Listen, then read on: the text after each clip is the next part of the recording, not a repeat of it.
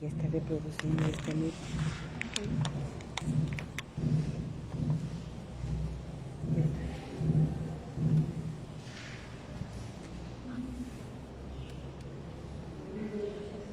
Dice lo siguiente: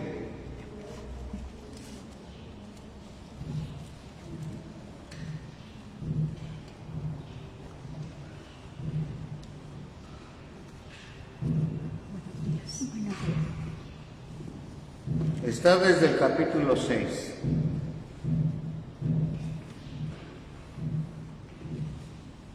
Pero, ¿cuál citáis? Voy, Ay, perdón. capítulo 6, de Hechos de los Apóstoles.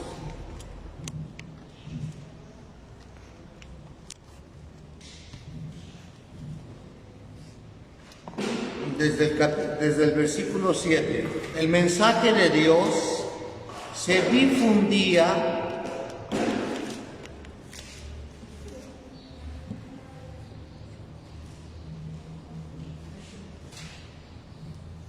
no tienes la ¿Pila ya? pila. Sí está conectado. Entonces, ¿por qué no entra? ¿Ya lo encontraron?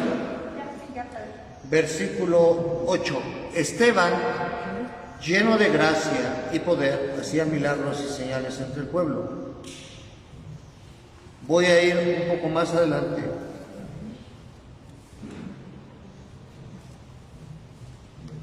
Nueve.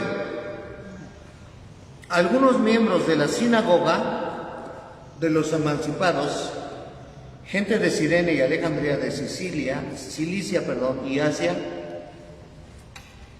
se pusieron a discutir con Esteban, pero no conseguían contrarrestar la sabiduría y espíritu con que hablaba. Señoras, señores, la primera etapa de evangelización se llama querigma. Yo no veo el credo ahí. ¿Cuál es el querigma? ¿Cuál es el anuncio? Anunciaron a todos. ¿Qué? Enseñarlos el Evangelio, la palabra de Dios. No.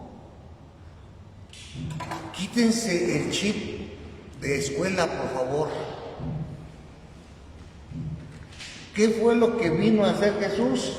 ¿Habló del Evangelio? No. El Evangelio significa una buena nueva, ese es el conjunto.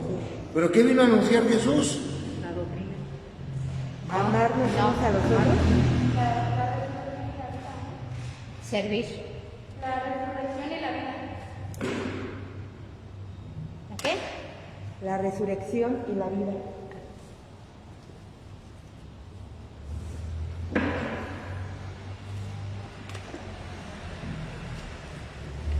Ahí se anuncia una buena nueva. Ahí se anuncia, Dios te ha perdonado, Dios te ama, Dios consolida contigo un compromiso que fue hecho desde nuestros padres, desde Abraham hasta su descendencia para siempre. ¿Cuál es, Señor? La vida eterna. Es que estaban leyendo las Escrituras. El etíope estaba leyendo las Escrituras cuando se lo encuentra Esteban y le dice: Esteban, ¿qué entiendes? ¿Y cómo voy a entender si no hay quien me lo explique? ¿De qué me sirve entregarle un catecismo de 300 páginas al niño si no hay quien se lo explique? Porque el que lo está dando no ha anunciado ni ha sido testigo de la resurrección del Señor. ¿Qué viene a anunciar Jesús? Ahí está. Entonces los rezos quedan mucho más allá. No porque los rezos sean malos, tenemos que ser testigos de lo que anunciamos. Si ustedes son un poco más quisquillosas que su servidor, que sí lo son, se van a encontrar que cuando ustedes hablan con un hermano separado, cristiano, les habla de un antes y un después. Ese es el gran testimonio que tienen. Antes, cuando yo decía que era católico, hacía esto y esto y esto y esto y esto. Ahora que he encontrado a Jesús, tac, tac, tac, tac, tac, tac. Pero nunca te dicen, lee Timoteo 2, capítulo 4. Eso no te lo dicen en ese momento. Ese ya es el adoctrinamiento de las Escrituras. Lo primero que te hablan es de lo que hizo Jesús en su vida. Aquí empezamos al revés. Aquí les metemos 10 mandamientos, 7 sacramentos, 5 mandamientos de la Santa Madre Iglesia, el Padre Nuestro, el Ave María, el Yo Confieso. ¿Y qué? Nunca les ponemos, mira, las obras de misericordia, puedes hacer esto, puedes hacer aquello, puedes hacer lo otro que hizo Jesús en tu vida, esa es misericordia de Dios, esto es lo que tú has hecho a lo largo de tu vida, mira, Jesús se ha mostrado esto. Eso nunca se los decimos. Y no estoy enojado así, ¿no? Entonces, si no vamos a cambiar nuestra forma, y lo decía el cardenal lo dice de otra manera, y quizá porque no nos conocen, pero nos dijo, al encuentro, la salida, la iglesia en salida. Ay, ¿cuántos te llegaron para este? Yo no sé cómo le voy a hacer, le voy a tener que decir a Carmen que me presente otra compañerita, porque no, con un grupo no puedo.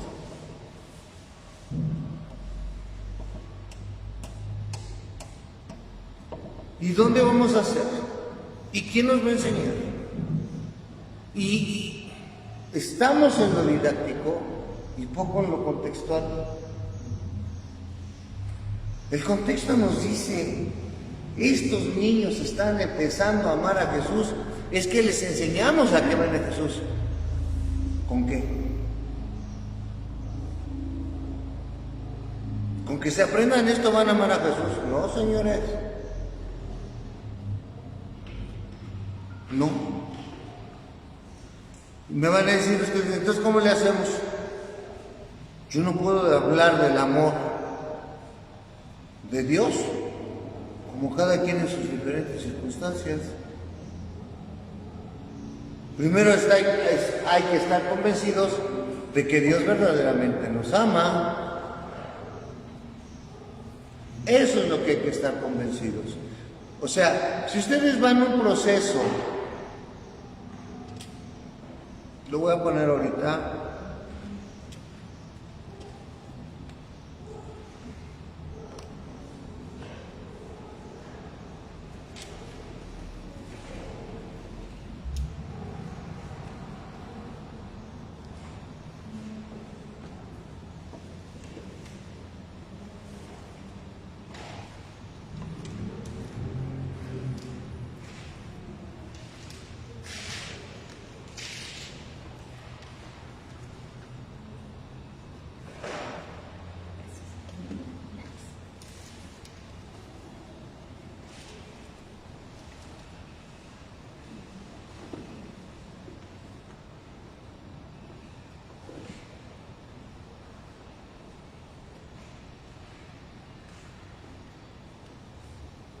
¿dónde estás?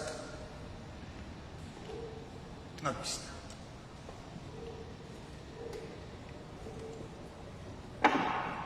Voy a hacerlo. ¿No hay algo más oscuro que mi conciencia?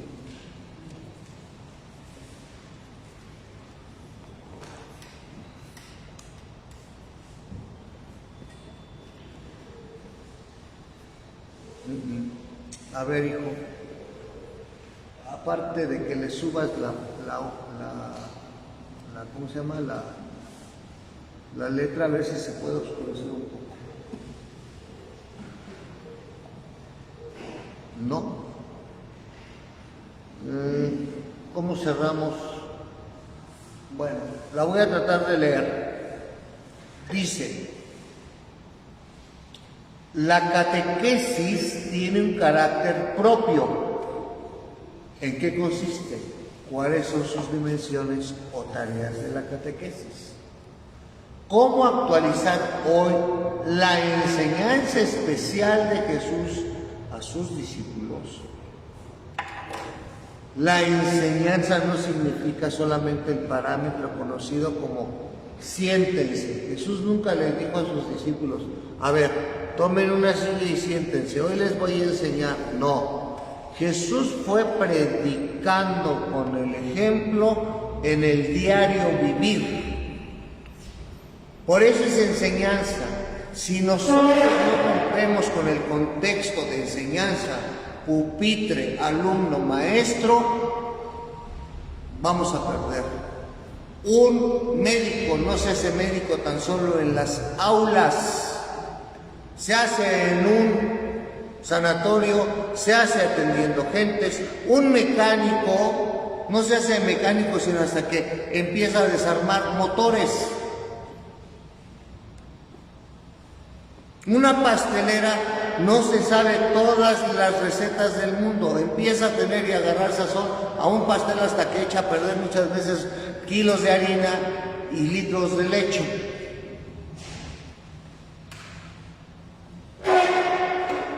La praxis tiene que ir acompañada del texto, sí, pero no siempre lo que dice el texto y precisamente el ejemplo claro es Cristo. Ustedes han escuchado que se dijo en la Escritura, ojo por ojo y diente por diente. Yo les digo, amen a sus enemigos.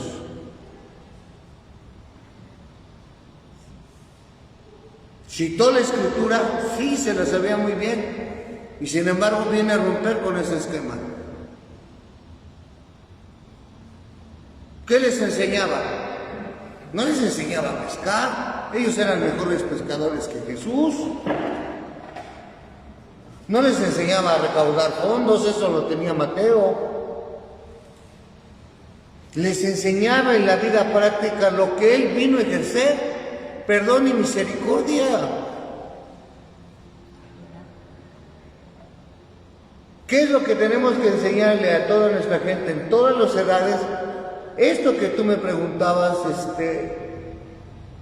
Lucía, de la caridad y la fe, o la conversión, pues les vino a anunciar conversión, nadie es santo. Ayer el Evangelio se los dijo muy claramente, no son los sanos los que necesitan un médico, son los enfermos. Entonces, ¿por qué comes con publicanos y con pecadores? Precisamente por eso, porque lo necesitan. Y ustedes no han comprendido lo que es lo que pide mi Padre, misericordia y sacrificio. Ayer lo dijo el Evangelio. Entonces, si yo no permuto, cambio, transformo, otra vez, es que los niños se tienen que saber. Se lo van a saber porque los niños son periquitos, absorben por naturaleza, absorben todo lo que se les da. Y no, pues ya tienen algo. ¿Qué? Si tuvieran algo, los niños regresarían con gusto a seguir formándose y a seguir conociendo un amor que no termina, porque el verdadero amor que tiene Cristo no tiene ningún final. Convenzámonos que no es la manera o la única manera de anunciar una buena nueva, si no damos testimonio de ella. El testimonio tiene que ir por delante. Jesús hacía lo que él hablaba, se llama congruencia en Jesús. En nosotros se llama disquisición, a veces se llaman proyectos, planes, tareas, deseos, caprichos. El Señor el Señor era tan simple que nosotros a veces lo hemos complicado, y se los voy a mostrar. Perdón. Volviendo a las fuentes, la catequesis asume y desarrolla la siembra de la palabra, asume y desarrolla la siembra de la palabra. Entonces ustedes no van a recoger frutos hasta el día de mañana, de eso sí preocúpense. pero nunca nos preocupamos a ningún nivel, de ninguna catequesis, qué fue lo que dejamos cuando pasaron esas personas por nuestra vida. ¿Les digo algo y no se enojan? Sí, no. ¿Dónde están sus niños de primera comunión del año pasado? Para no ir tan lejos.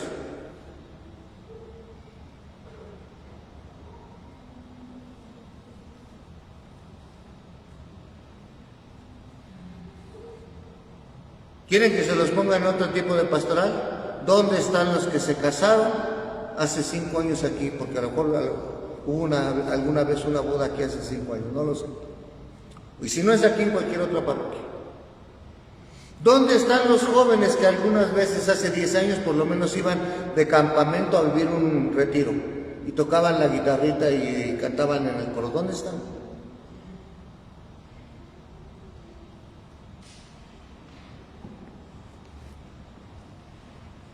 ¿O quieren que siga preguntando? No, porque yo puedo seguir preguntando. Y no estoy hablando de Fátima, estoy hablando de toda la iglesia, no se preocupen.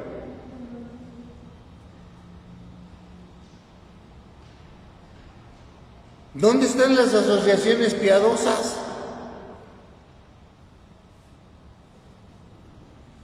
¿Qué sembraron?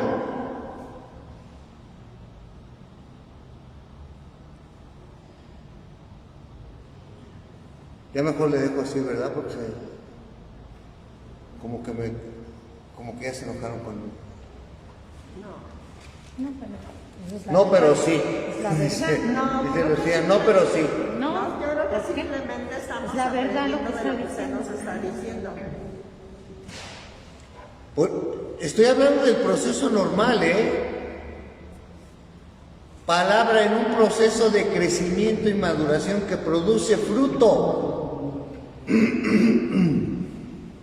Como parte vital de vida de la misma, la catequesis participa del desafío propio de la evangelización. Claro, ya no puedo llegar a los niños y decirle, hey, esto te conviene más que tu maquinita. En primer lugar, porque yo no sé manejar la maquinita. Hay retos de sacralización, falta de compromiso de los padres. Antes se quejaban, yo no entiendo al mundo, se quejaban de que era un planeta sobrepoblado, que había muchos niños, que se iba a acabar el alimento, que no sé qué tantas cosas. Eran los proyectos de hace 15 años, más o menos, o 20. 20 años que se hablaba de esto de la sobrepoblación, o más. No querían tener hijos. En grandes poblaciones se les pagaba por tener un segundo hijo. En muchas partes, como en Europa, se dijo no a los niños. Hoy no nacen niños o les prohíben la vida. Sin embargo, pululan los perros, pululan los gatos y está sobrepoblado de todo esto. Cierto.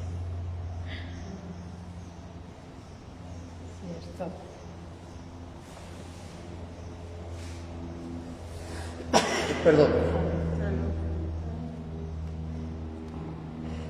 Vamos cambiando los valores, lógicamente, en virtud de que es lo que me acomoda.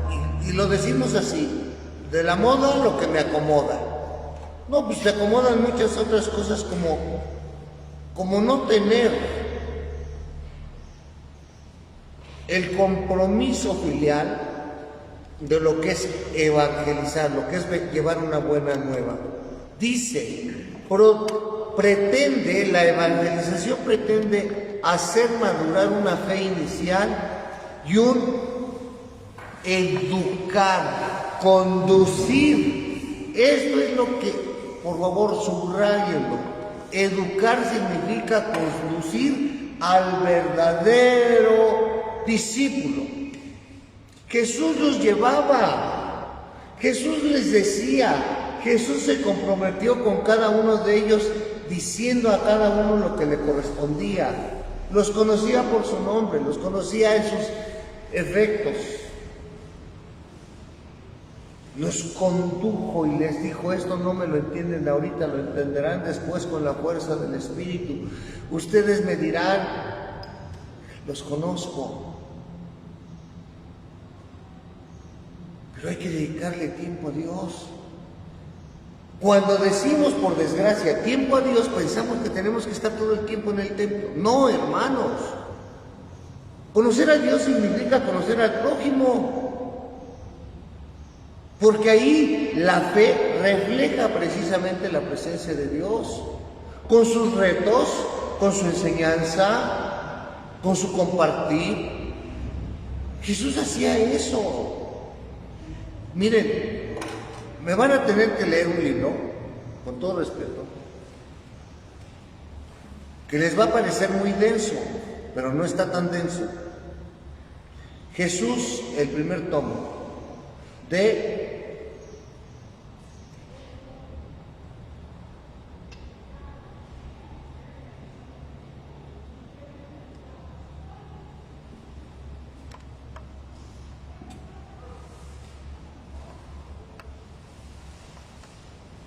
creo que se llama La vida de Jesús, Benedicto,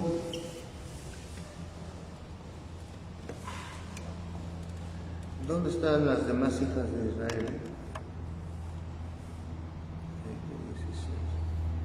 16 libros. Fueron de pachanga para que fueran.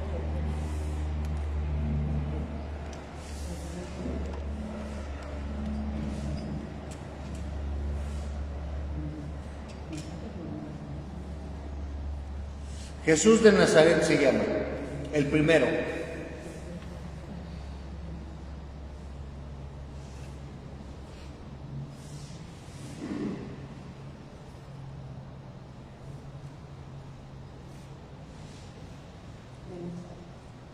Jesús de Nazaret. El autor, pues, Joseph Ratzinger o Benedicto XVI, como lo quieran llamar, no se preocupen.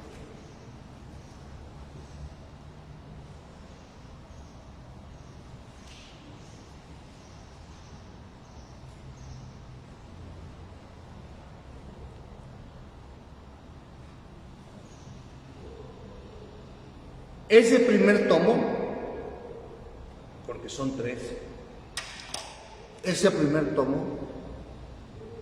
nos va a ir presentando a ese Jesús histórico, y esto es importante que lo señale. ¿Por qué?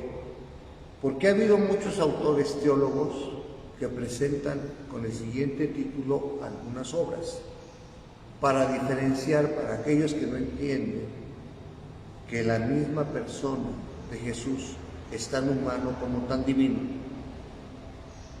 Le llaman del Jesús histórico al Cristo de la fe. Ratzinger, el Papa Benedicto, va presentando en estos tres grandes obras, para mí es una obra, ya no es un libro, toda la dimensión divino-humana de Jesús. Lo hace de tal manera que nos sumerge en ir comprendiendo en un lenguaje sencillo la maravillosa historia, biografía de Jesús en la naturaleza humana y la naturaleza divina. Léanlo, por favor. Con que lean el primero, van a entender los demás en todo lo que es, incluso para mí, un gran colofón, un gran cierre, que es el Jesús de Nazaret en el tercer libro, porque nos habla no solamente de la vida pública, sino de ese misterio que, como nos decía Carla, es el punto principal de la fe, la muerte y la resurrección para la vida eterna. Entonces, mis queridos hermanos, tienen ustedes un gran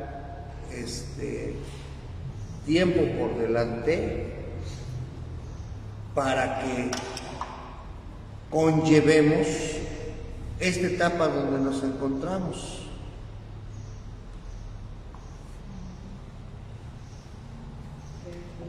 Dice entonces, pretende hacer discípulos básicamente evangelizados. Sí. Ahí les preguntaba, ¿qué hace Esteban? Esteban fue un diácono. Los diáconos fueron anteriores a los presbíteros, pero eran los primeros colaboradores de los obispos, los apóstoles. ¿Pero de qué se encargaban los diáconos? Atender a las viudas, servir las mesas, el servicio de la caridad, en el amor. Lo que reinaba y las acciones eran en el amor. El compartir los bienes era en el amor. No iban a aprender lecciones, no había escrito todavía. Estamos hablando de la comunidad que quedó llena de fuego, llena de amor, para cumplir la misión que Jesús les había encomendado después de Pentecostés. De eso estoy hablando. Entonces, cuando tú tienes un gozo tan alegre, algunas veces lo he puesto como ejemplo, cuando el hombre o la mujer están enamorados, pero enamorados, no, que me gusta esta, no, enamorados, quieres pasar frente a tus amigos y decirles, miren, esta es mi vieja. Hasta la presumen. Después no saben dónde esconderla, ¿verdad? Pero en ese momento la quieren presumir. Mira con quién ando. Y la mujer hace lo mismo con el novio cuando está enamorada. Habla de él, dicha, virtudes, le entran en el estómago mariposas, quiere adelgazar, se arregla la pestaña. Hacemos muchas cosas por el amor o en el amor sentido desde el punto de vista humano. Y hablamos con las amigas y les dimos, conocí al que puede ser el hombre de mi vida, este sí es diferente. Hablamos de las virtudes. ¿Y qué tal besa? Le pregunta a la amiga. Ay, no me preguntes esas cosas, pero besa bien. ¿Por qué? Porque ya la besó. Y te trata bien, ay, me lleva donde yo quiero. La otra vez quise hacer y le dije, no, ahorra para por lo menos comprarnos. Ya están pensando hasta en casarse, tienen planes en el futuro. Cuando están enamorados, se sienten enamorados. Eso, señores, es lo que el hombre necesita. Escuchar de nosotros que decimos que creemos en Cristo y en el amor, pero nos dicen, ¿qué me puedes decir? Ay, tenemos reunión de grupo a las 7 todos los lunes y los martes, clase. El sábado tengo catecismo, el domingo tengo que ir a misa. Y luego, a ver, ¿cuándo me toca a mí ir a limpiar el templo? Si eso hablas con esa alegría, caracho, o eres empleado o eres creyente.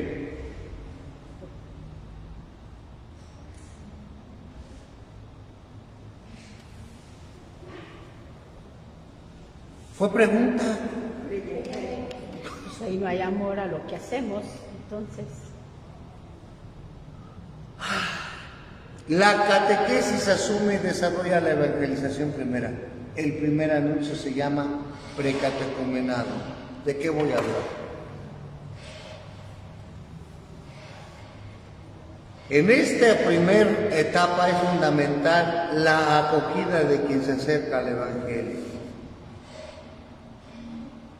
Parecemos fariseos. Ching.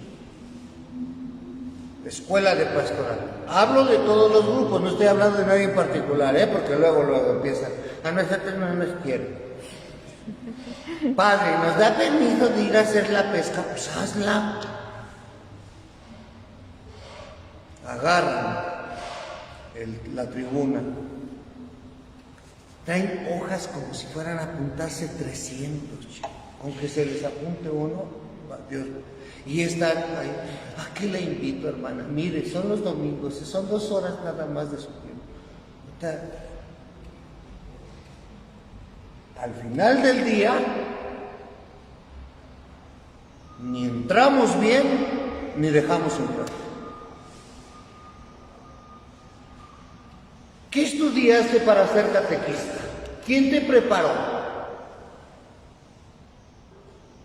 Porque a mí me enseñó el padre fulano que no podían venir mucho las jovencitas porque luego hasta los papás se enojan, que no les tienen respeto. Oye, yo quisiera cantar, pero resulta que yo lo que toco es... No, aquí nada más puras guitarras y mal afinadas, porque si no tienes y te tapas el oído así, porque yo no sé por qué todos los coros tienen una persona que se tapan así, yo creo que se les va, se desafinan, de por sí desafinadas, y alguien que sí cante por lo menos entonada, se tapan así el oído, todos están así. Dicen, yo pensé que para que no se desafinara, no, para no ir a la otra que sí está desafinada, entonces se tapan de agache. Pero les dices ensayo, ay no pues. Le estás cantando al Señor, si con esa les canto, qué alegría cuando me dijeron, qué alegría, vende otra cosa.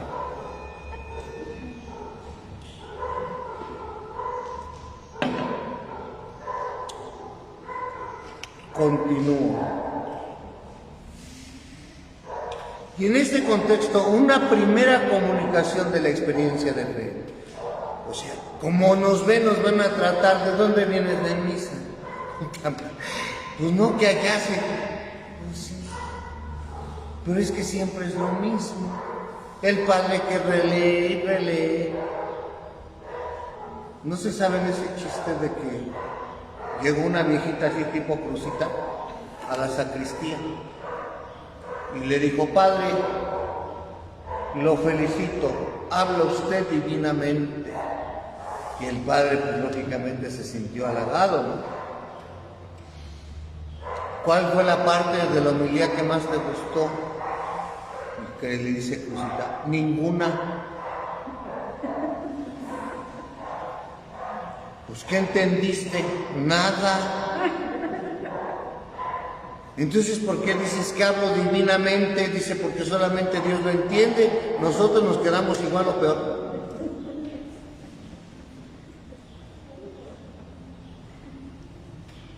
Solo hay quien al cura. Dios entiende al cura. Por su parte, fíjense en esto. Esto es importante porque hay que tener una sensibilidad muy especial. Por su parte, el nuevo discípulo tiene una conversión inicial, pero no es total. No, la conversión es gradual. Esa gente que se impacta con una experiencia de retiro espiritual de un fin de semana, felicidades.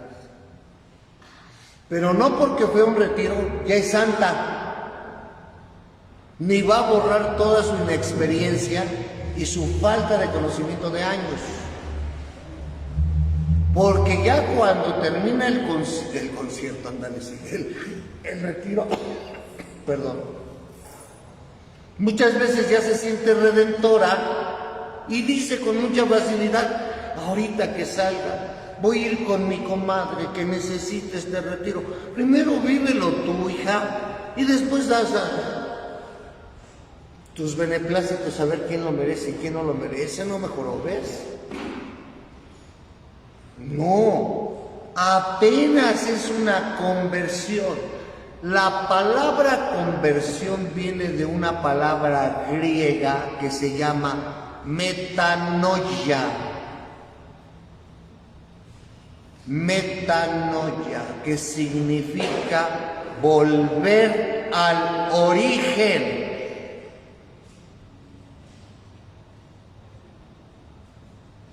Diario tengo que volver a la casa del Padre. porque soy su hijo, porque soy miembro de una comunidad llamada iglesia, porque soy coheredero del reino, porque estoy llamado a la santidad, todos mis días deben de ser de conversión, regresar de donde salí. Todos los días de mi vida. Cuando esta invitación se le da al que se inicia, dice, es como el paralítico del Evangelio en Marcos 2. Ha oído hablar de las señales que realiza Jesús. Se deja llevar por los camilleros. Se superan todas las dificultades. ¿Se acuerdan que lo meten por la parte de la azotea? Sí, de hecho. Lo baja. Todas esas dificultades las supera para llegar a donde quiere. Entra en un grupo porque ahí se estaba desarrollando. Él venía del mundo, él venía enfermo, él venía llevado por otros. Perdón. Pero donde estaban reunidos no era en la sinagoga. Para que vean aquí la flexibilidad que tiene el anuncio de una buena nueva. No es solamente en la sinagoga, no es solamente en el templo, era en una casa. Y por eso se vuelan el techo y lo ponen a los pies, se lo llevan para que escuche. Pero él tuvo confianza en quienes lo llevaban. Y entonces presentándose al Señor y de quien escuchaba la palabra, deja de ser el enfermo para volverse iglesia. Ya no eres el paralítico, ya eres parte inmediatamente de esta comunidad. Fíjense, ese evangelio que hemos escuchado, ¿cuánto nos serviría a nosotros, partícipes de anunciar una buena nueva y de decir, ¿cuántos enfermos voy a ver hoy? A ver, porque donde yo lo voy a llevar, va a encontrar la solución de su enfermedad. Y lo voy a hacer parte, no por haberlo sanado, sino porque entró y encontró a muchos que eran semejantes a él.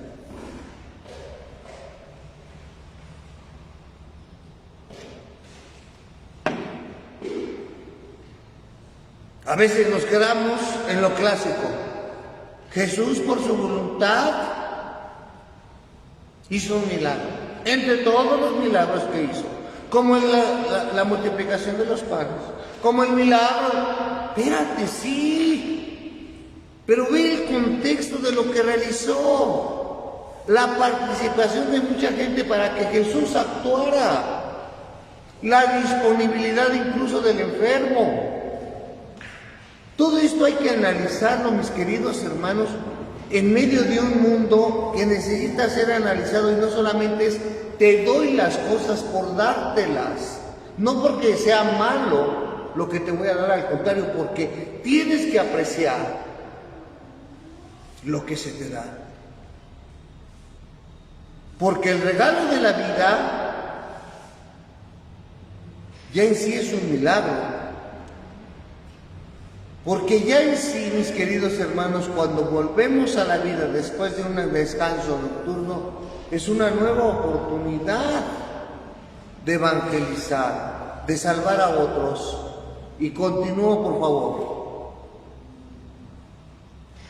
No puede dar un paso por el camino del Evangelio, pero tiene una conversión inicial. Claro, los demás ya tenían una costumbre, ya habían oído a Jesús, ya les habían hablado. Él está teniendo el primer contacto, y el primer contacto que tienes, Jesús le habla. Él no pide, él, enfermo, escucha. Levántate. Ni siquiera hubo diálogo de parte de quien llevaba al enfermo. No le dijeron, te traemos para que lo cures. Voy a tomar el Evangelio de Marcos 2 para leerlo. Dice así: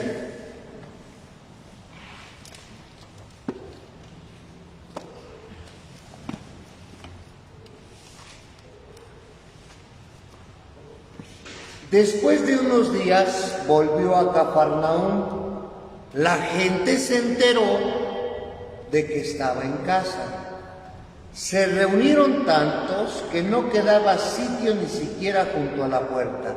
Y él otra vez, mi reina,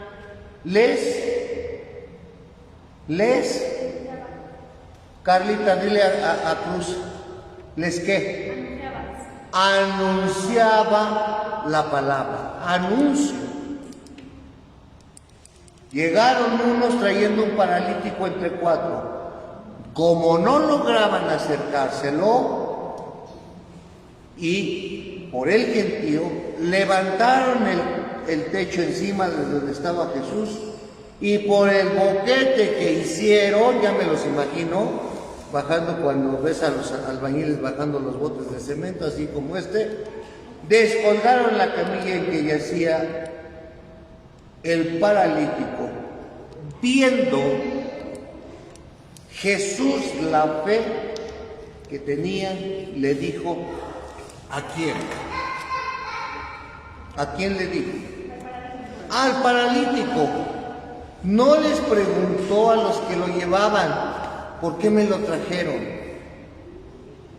No les preguntó: ¿se les ocurrió ahorita? Lo hubieran traído antes. Conozco muchos colegas que: ¿por qué no me hablaron antes de que se muriera? ¿Por qué ahorita? Estoy comiendo. Venga más tarde.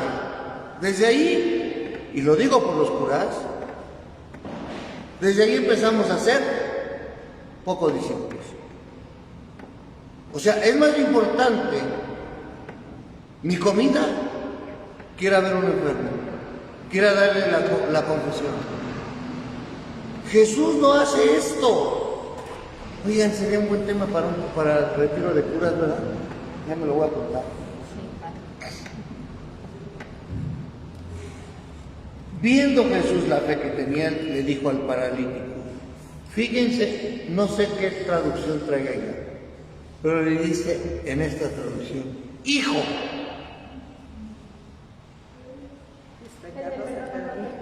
No, el primer título que le da: hijo. Yo quiero que tomen en cuenta cómo trata Jesús a quien no conoce, a quien es señalado por el resto como pecador, y por eso está paralítico.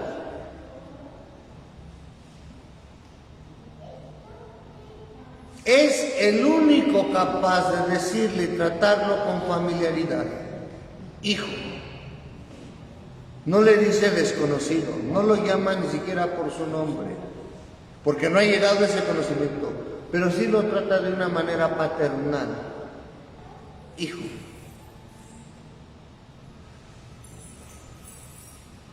Se te perdonan los pecados. Nunca le pregunta a Jesús: ¿qué hiciste, chavo? ¿De dónde vienes? ¿Por qué te traje? Hijo de la... Pues si ya me estás viendo cómo estoy de jorobado, ¿para qué me preguntas, chico? Es como cuando se me perdieron las llaves. ¿Y dónde las pusiste? Pues si supiera no te preguntaría.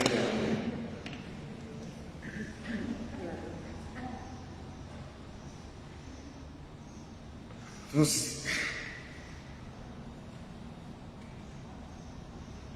o como la viejita que buscaba, se le había perdido la llave. ¿Qué buscas? La llave. ¿Y por dónde se te perdió? Pues creo que por allá. ¿Qué estás haciendo aquí? Pues aquí hay más luz. Oh.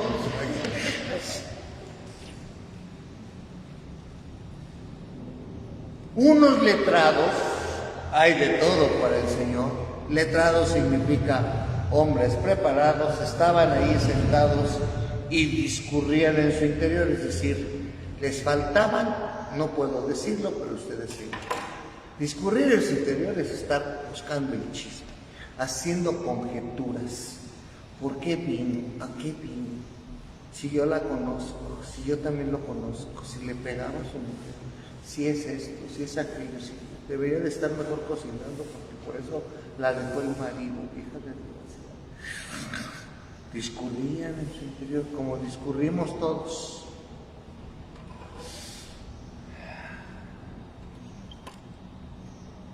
¿Cómo puede hablar así? Hablar.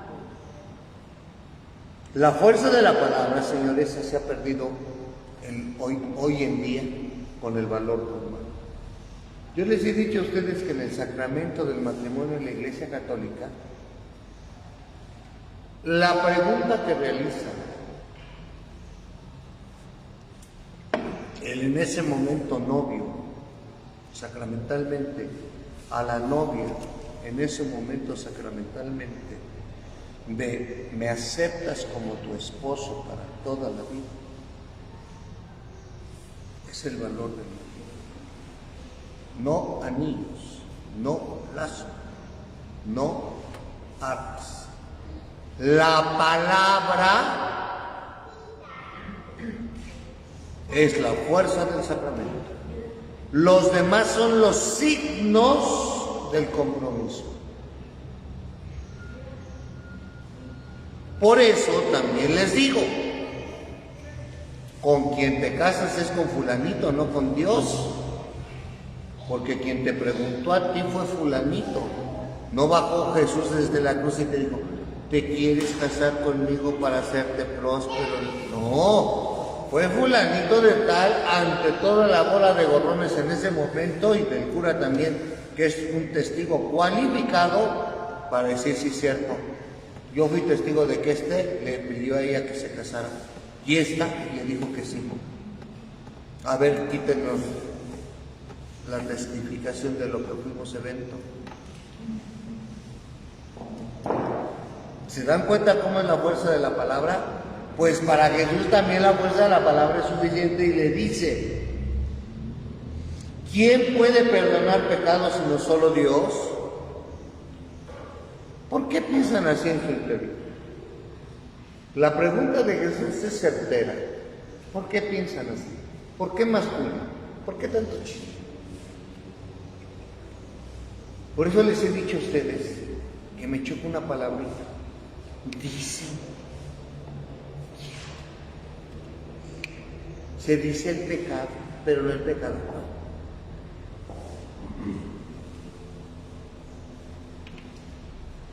Y si a la persona te está tomando como intermediaria, dile que tenga el valor de preguntarme. ¿Por qué te manda a ti? Es que dice que usted sí me hace caso. Pues yo también le puedo hacer caso cuando es verdadero, cuando no, ni me incumbe. Es que yo no se lo quería decir por pena. Más pena me va a dar que eres una vieja, no chismosa, solapador. Se les va el tramafato.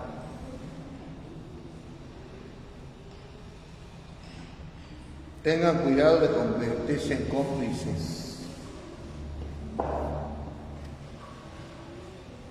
¿Qué es más fácil?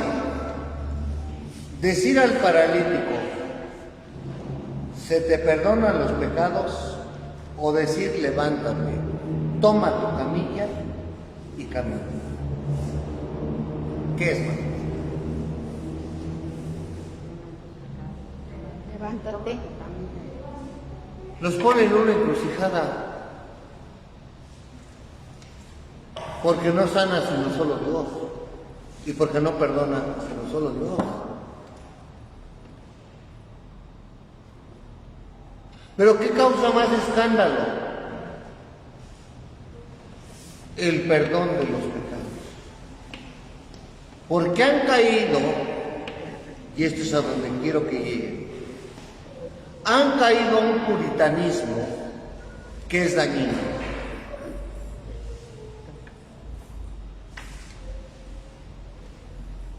Y hoy en día también hay gente muy puritana que también puede ser pecadora,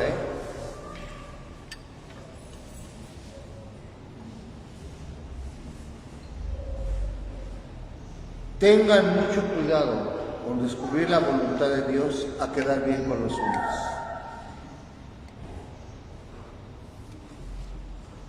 Y continúa, y con eso termino.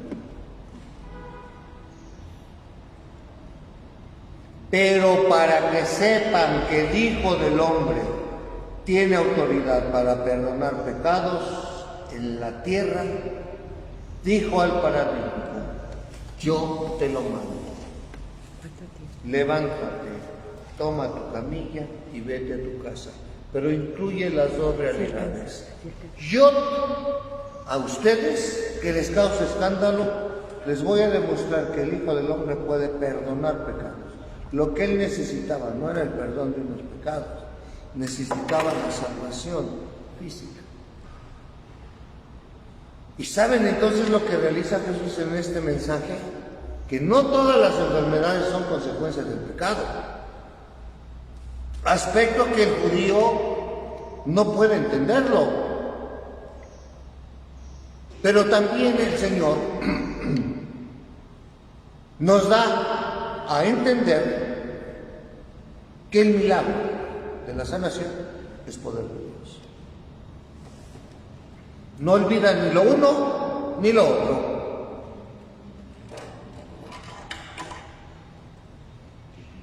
Y vete a tu casa. Se levantó de inmediato, tomó su camilla y salió delante de todos. Tomar la camilla tiene también un aspecto importante, humano y teológico. Él estuvo muchos años postrado en la realidad que ya pensaba no encontrar ninguna otra solución, ningún otro estilo. Levantarse de inmediato es estar siempre presto a una nueva opción de vida. Tanto es así que se levanta y no le importa tomar esa historia que ya quedó, cargar con ella para empezar una nueva vida. Pero no se puede olvidar de lo anterior.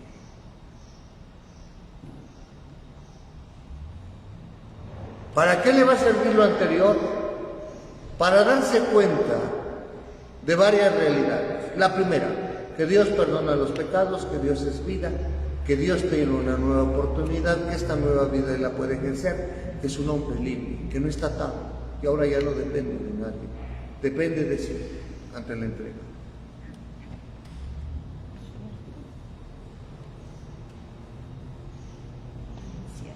Y leímos 2 versículos.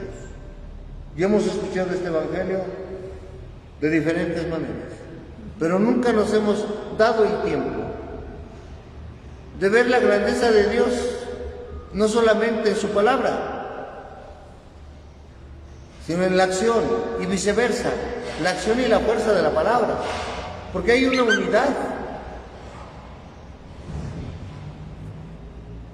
¿Qué vamos a anunciar? ¿Quién eres tú para anunciar? El Hijo de Dios, así, con la misma entereza que Jesús es, quien le habla a un público reticente al cambio, reticente a la transformación, reticente al amor, apegado a costumbres, apegado a leyes, pero que no los ha hecho mejores. Están convencidos que lo que están haciendo está bien. Sí está bien, pero ¿qué te ha hecho ese estar bien? Con tu hermano el hombre. Cuando nosotros entendamos, mis queridos hermanos, que nuestra vocación es para el servicio de los demás, entenderemos por qué cantamos, entenderemos por qué se celebra la misa, entenderemos por qué quiero que un niño venga a la catequesis, entenderé por qué tengo que rezar a Dios por los demás, entenderé, señores, por qué cualquier apostolado tendrá, no es una justificación, sino la razón de ser en virtud de Jesús, camino verdadero. Muchas gracias, nos vemos la próxima semana.